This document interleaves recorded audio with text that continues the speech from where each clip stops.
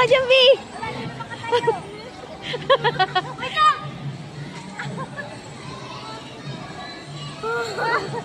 Ano, ayaw mo na?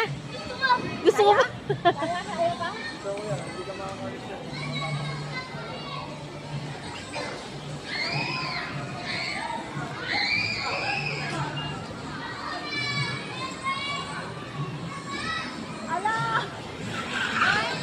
Putang.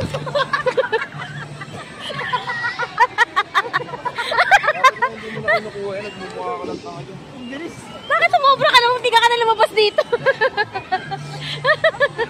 Bigat mo kasi, bigat eh.